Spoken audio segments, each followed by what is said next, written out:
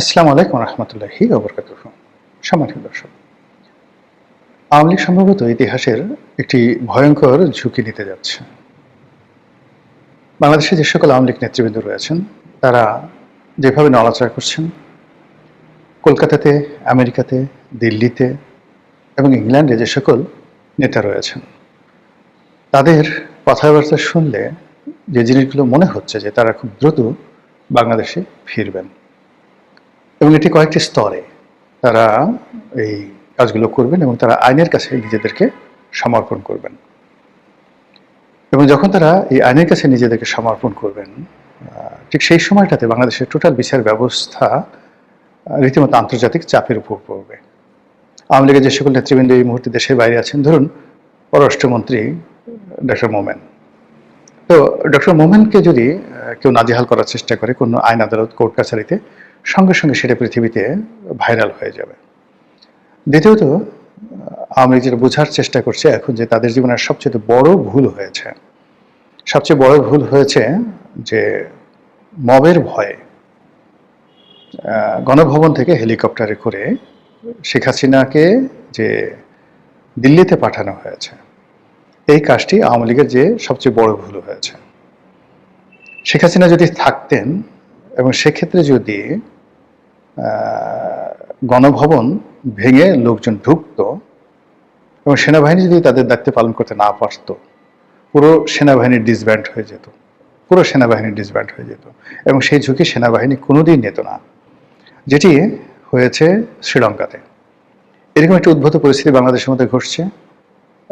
রাজাপাকসে তাকে সেই সেনাবাহিনী তাদের হেলিকপ্টারে করে নিজেদের একটা বেজে নিয়ে গেছে।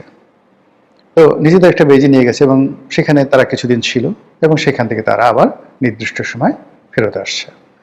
বাংলাদেশে ধরুন ডক্টর শিরিন শারমিন চৌধুরী, ইকবালুর রহিম, এরা তো এখনো পর্যন্ত সেই সেনাবাহিনীর তত্ত্বাবধানে আছে, বাংলাদেশে আছে। তো শেখ হাসিনা থাকতে পারতো, কেউ একটু শব্দ করতে পারতো না, কেউ একটু শব্দ করতে পারতো না। আবার শেখ হাসিনাকে যদি আইন শৃঙ্খলা রক্ষাকারী বাহিনীর কাছে হস্তান্তর করতে হতো, সেখানে তার সম্মান মর্যাদা রক্ষা করেই তাকে করতে হতো। আদারওয়াইজ বাংলাদেশের যে রাষ্ট্রবিধি ব্যবস্থা এটি প্রশ্নের মুখোমুখি পড়তো এবং ভারত এখানে সরাসরি হস্তক্ষেপ করার মতো ঝুঁকি নিত যদি শেখ হাসিনার উপর তেমন কিছু হতো। তো ফলে পুরো পরিস্থিতিতে সেনাবাহিনীর যে সকল কর্তাদের কথা, যে সকল উপদেষ্টাদের কথা শুনে শেখ হাসিনা হেলিকপ্টারে উঠেছে, আর সেই হেলিকপ্টার নিয়ে আবার সামরিক বিমানে করে যেভাবে সে দিল্লিতে চলে গেছে, এই জিনিসটি তারা এখন বুঝতে পারছে তাদের একটা রাজনীতির ব্ল্যান্ডার। ঠিক একই ঘটনা কিন্তু ১১-র সময় ঘটেছিল। ১১-তে শেখ হাসিনা অনেক স্ট্রং ছিলেন মানসিকভাবে, তাকে বিদেশে পাঠানোর প্রাণান্ত চেষ্টা করা হয়েছিল, তিনি যাননি। তারপরে তিনি যখন বিদেশে গেলেন, যেন বিদেশ থেকে না আসেন, প্রাণান্ত চেষ্টা করা হয়েছিল, তিনি সর্বশক্তি নিয়োগ করে ইংল্যান্ড থেকে তিনি বাংলাদেশে ফিরে এসেছিলেন। ফলে ফিরে আসার পর তিনি জেলায় গেছেন, সবকিছু হয়েছেন, কিন্তু আওয়ামী লীগ ক্ষমতায় ফিরে পেয়েছে।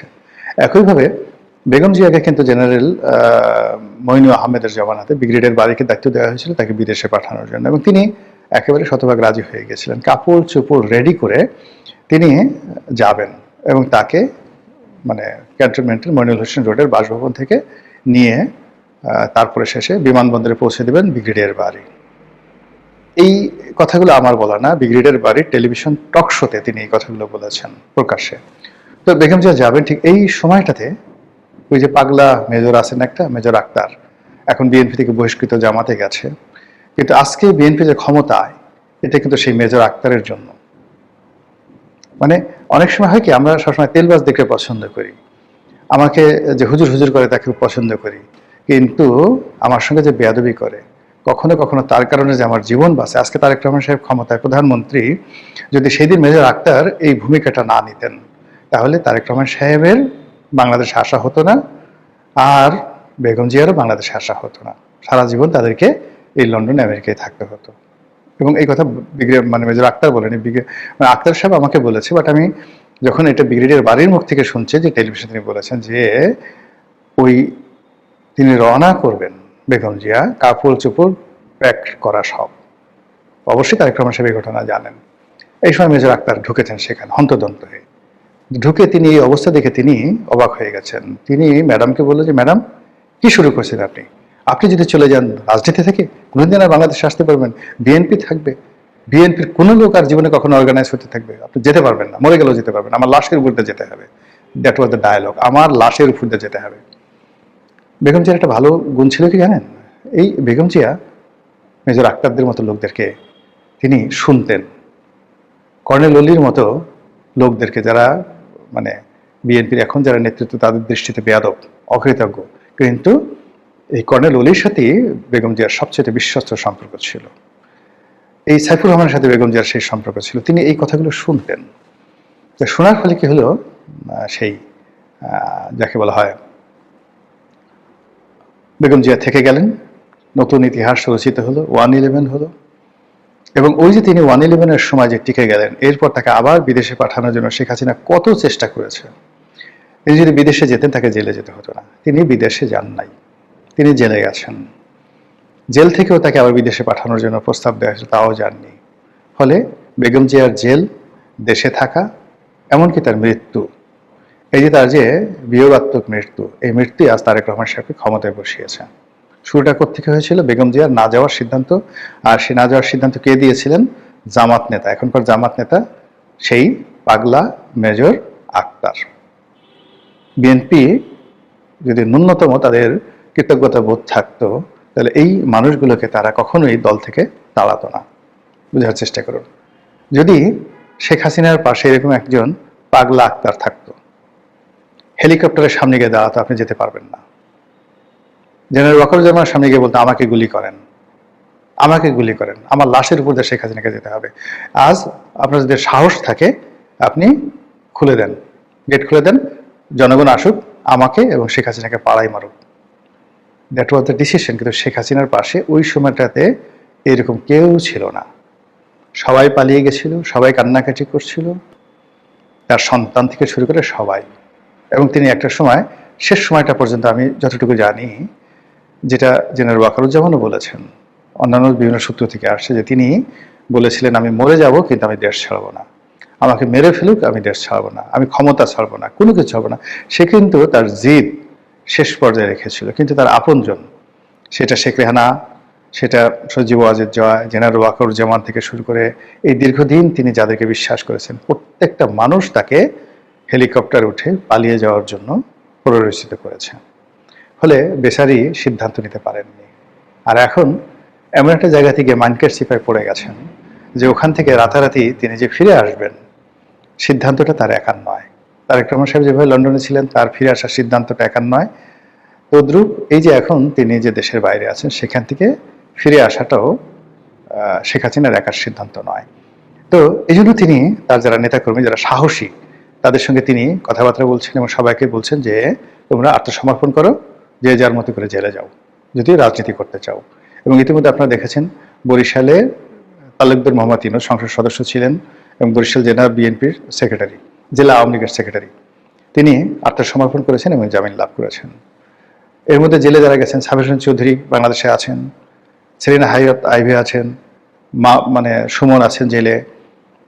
এই মানুষগুলো, যারা যারা আছেন জেলে, এদের মধ্যে অনেকেই, এই যে সুনামগঞ্জের মান্নান সাহেব আছেন, আওয়ামী লীগের যারা, মেজর রফিক এখন জেলে যাননি, তারা বাইরে আছেন, এমনকি শাহজাহান ওমর, তিনি জেলে আছেন। এই মানুষগুলো না যদি রাস্তায় বের হয়, এরা সবাই সাহসী, এরা সবাই রাজনীতিতে পোড় খাওয়া, এবং এরা আওয়ামী লীগকে সুসংগঠিত করতে পারবে। তার সঙ্গে যদি বাইরে থেকে যারা আছেন, যেমন মহিবুল হাসান চৌধুরী আছেন, এনামুল হক শামীম আছেন, ইকবালুর রহিম তো ক্যান্টনমেন্টে আছেন, হয়তো সম্ভবত, আমি জানি না, শিরিন শারমিন চৌধুরীর সাথে তিনিও আছেন, শিরিন শারমিন চৌধুরী আছেন।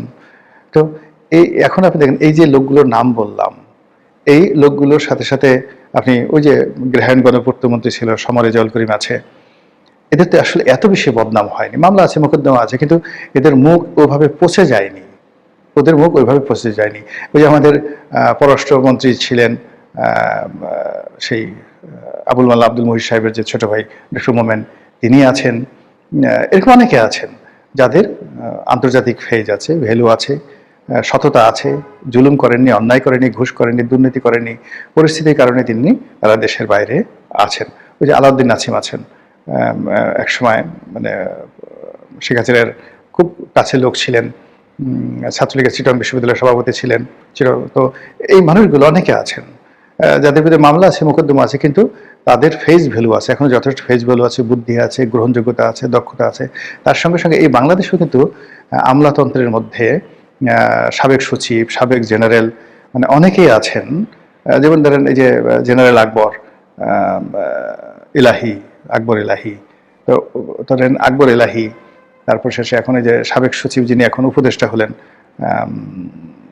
তারেক রহমান সাহেবের। এইভাবে যদি আপনি আওয়ামী লীগের যে সকল সচিব রয়েছেন, আপনি যদি চিন্তা করেন, আবু আলম শহীদ খানের কথা চিন্তা করেন, দে আর মোর স্মার্ট, মোর ডাইনামিক, বেশি সাহসী। আপনি ওই যে আরেকজন আছেন আব্দুল কাদের খান আছেন, আরো অনেক, মানে আওয়ামী লীগের যে সকল সচিবরা ছিলেন আছেন, ওই যে একজন সচিব ছিলেন মেজবা, উনি ছিলেন। তারপরে শেষে মানে শেখ হাসিনার ব্যক্তিগত সচিব ছিলেন বেশ কয়েকজন। মানে যারা এখন এই সমাজে কিন্তু নিরাপদ আছেন, ঘুরে ঘুরে বেড়াচ্ছেন, তাদের বিরুদ্ধে মামলা মোকদ্দমা হয়নি, তারা ডাইনামিক, সাহসী এবং দুর্নীতি হয়তো করেছেন কিন্তু ওইভাবে পাবলিকলি তারা দুর্নীতিবাজ হিসেবে চিহ্নিত নন। তো তাদের সামরিক বাহিনী, এমনকি জেনারেল আজিজ আছেন, এ তো এখন সরাসরি জেনারেল আজিজ, আপনি জেনারেল আজিজ যে কি পরিমাণ বুদ্ধিমান, কি পরিমাণ ডাইনামিক, তারা হয়তো আপনি ক্ষমতায় ছিলেন, কথাবার্তা বলে না, কিন্তু যারা তার সাথে কাজ করেছেন, তিনি যে পরিমাণ ডেসপারেট, যে পরিমাণ সিদ্ধান্ত নেওয়ার ক্ষমতা তার আছে, তো এবং মানে সেই দিক থেকে যদি তিনি রাজনীতিতে আসেন, আওয়ামী লীগের রাজনীতিতে আসেন, আপনি পুরো চাঁদপুর বেল্ট এখন যারা বিএনপি লোকজন আছে, মানে সবাই ধুম দেখবে। মুফাসিল হোসেন চৌধুরী মায়া আছেন, এরা তো পরীক্ষিত, মানে রাজপথে পরীক্ষিত যারা লোকজন রয়েছেন। ডক্টর নানক বলেন, বাহাউদ্দিন নাসিম সাহেব বলেন, মানে এদের যত কিছু বলেন এখানে, এদের যে পলিটিক্যাল হেরিটেজ আছে, পলিটিক্যাল যোগ্যতা আছে, এই পলিটিক্যাল যোগ্যতা অন্য রাজনৈতিক দলের এই পর্যায়ের এত নেতা কর্মী নাই। এখন এরা যদি দলে এসে সবাই জেলে যায় এবং প্রতিদিন কোর্টে হাজির হয় জেলখানা থেকে, প্রতিদিনই মিডিয়া তাদেরকে কভার করবে। এখন ধরেন সালমান যে কবার আসছে, বা তারপরে আনিসুল হক যে কবার কোর্ট থেকে আনা হচ্ছে, শাহজাহান খানকে আনা হচ্ছে, মিডিয়াকে আপনি ফেরাতে পারছেন? বারবার আপনাকে স্মরণ করে দিচ্ছে আওয়ামী লীগ আছে, আওয়ামী লীগ আছে। এভাবে যদি আওয়ামী লীগের ৩-৪ হাজার নেতাকর্মী যারা সেলিব্রিটি, তারা যদি জেলে যায়, তাদের বিচার হয়, আচার হয়, তারা যদি নিয়মিত হাসপাতালে যায় চিকিৎসা করতে, তাদেরকে আনা হয়, প্রতিদিনই শুধু আওয়ামী লীগের নিউজই ডেইলি আসবে, অন্য কোনো নিউজ। সেখানে তারেক রহমান সাহেব যে আজকে সেই ট্রাফিক জ্যামে আটকে আছেন, এই খবর কেউ দেখবে না যদি শেখ হাসিনা বাংলাদেশে আসেন এবং তাকে আজকে কোর্টে হাজির করা হবে, এটা হবে প্রাইম রিপোর্ট। তো সেক্ষেত্রে এই নেতাদেরকে ধাপে ধাপে আত্মসমর্পণ করিয়ে, শেখ হাসিনা নিজেও ভারতকে রাজি খুশি করিয়ে এই মানে আইন আদালতের কাছে আত্মসমর্পণ করার জন্য তিনি যে সিদ্ধান্ত নিয়েছেন, এবং সেটা যদি তিনি বাস্তবায়ন করতে পারেন, যেটা আমি শুনেছি, তাহলে বাংলাদেশে যে কী হবে রাজনীতির সমস্ত হিসাবগুলো উল্টে যাবে। মহান আল্লাহ আমাদের সবাইকে হেদায়েত দান করুন এবং হেফাজত করুন। আসসালামু আলাইকুম ওয়া রাহমাতুল্লাহি ওয়া বারাকাতুহু।